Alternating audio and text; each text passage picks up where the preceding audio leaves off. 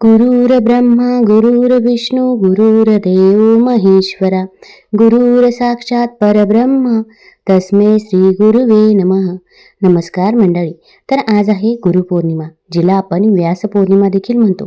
तर मी तुम्हाला गुरुपौर्णिमेची कथा सांगणार आहे, त्यामुळे व्हिडिओ स्किप न करता शेवटपर्यंत जरूर बघा. चॅनलमध्ये नवीन असाल तर चॅनल लाईक करा आणि सबस्क्राईब देखील करा. तसेच कमेंटमध्ये श्री गुरुदेव दत्त किंवा ओम नमः शिवाय लिहायला विसरू नका. गुरुपौर्णिमा ही गुरु शिष्याच्या नात्याचे, प्रेमाचे, आदर्शाचे प्रतीक मानले जाते. गुरुवार प्रेमाचा, आदराचा तसेच भक्तीचा वर्षाव करून त्यांच्या कृपेस, आशीर्वादास प्राप्त करण्याचा हा दिवस म्हणजे शुभ पुण्यदायी योगच होय. सर्व विद्या, वेद, पुराणे यांचे माहेरघर, मूळ स्तोत्र आद्य गुरु म्हणून महर्षी व्यास यांचे स्थान अनन्यसाधारण आहे. म्हणून गुरुपौर्णिमेस व्यास पौर्णिमा असेही संबोधले जाते. अशा या महत्त्वपूर्ण तिथीस व्यासांचे, गुरुजनांचे, आध्यात्मिक गुरूंचे पूजन केले जाते.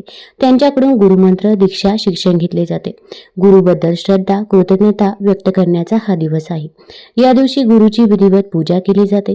पूर्वी मौजी बंधनानंतर मुलांना गुरुगृही आश्रमात विद्या शिकण्यासाठी पाठवत असत.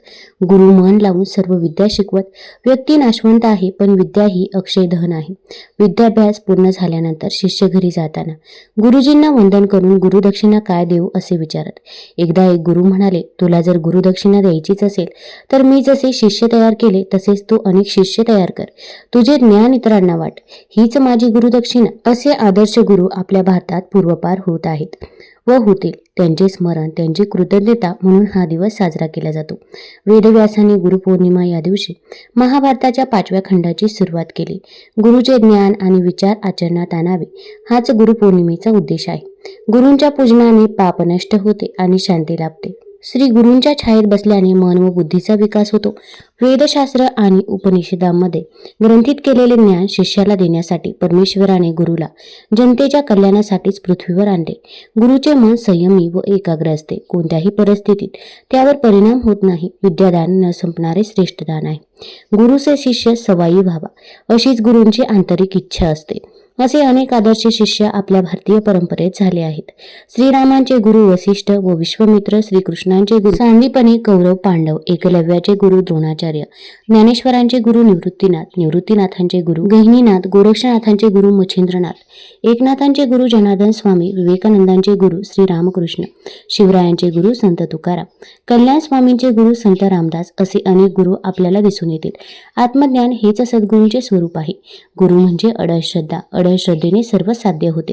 गुरु हा ब्रह्मदेवाप्रमाणे सद्गुणांचा पोषक व महेश्वराप्रमाणे दुर्गुणांचा संहारक आहे.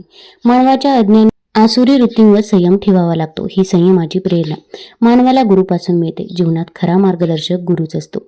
ब्रह्मानंदम परमसुखदम केवल ज्ञानमूर्ती द्वंद्वादित गगनसदृश तत्वमस्यादि लक्षम एकनित्य विमलमचल सर्वधी साक्षीभूतम भवातीत त्रिगुणरहितम सद्गुरुत नमामि.